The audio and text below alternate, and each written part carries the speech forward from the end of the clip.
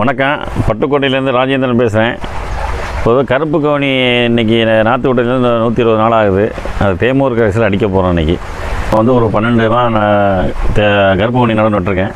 அதற்கு அளவு வந்து ஒரு 10 லிட்டரு பாலை வாங்கி 5 லிட்டர் தண்ணியில் ஆட் பண்ணி நல்லா காய வச்சு அதை அன்றைக்கி வெதுவெதுப்பாக இருக்கும் பொழுது அன்றைக்கி உர ஊற்றி அடுத்த நாள் காலையில் வெண்ணெய் எடுத்துகிட்டு ஒரு வாரம் 10 நாள் நல்லா புளிக்க வச்சிடணும். புளிக்க வச்ச பிறகு அடிக்கிறதுக்கு 2 நாளைக்கு முந்தி ஒரு 10 தேங்காயை உடைச்சி அதை துருவி கிரைண்டரில் நல்லா அரைச்சி அந்த பால் எடுத்ததோட மிக்ஸ் பண்ணிவிட்டு அப்போ கதிர் வரும்போது இது நோய் விழுங்குறதுக்காண்டி சூடமோனஸ் கலந்துக்கலாம். சூடமோனஸ் வந்து ஒரு டேங்க்கு வந்து ஒரு 200 மில்லி சூடமோனஸ் கலந்து லிக்விடாக என்கிட்ட இருக்குது. 200 மில்லி கலந்துடுறது.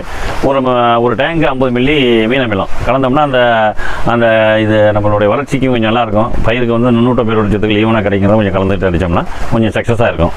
நன்றி, வணக்கம்.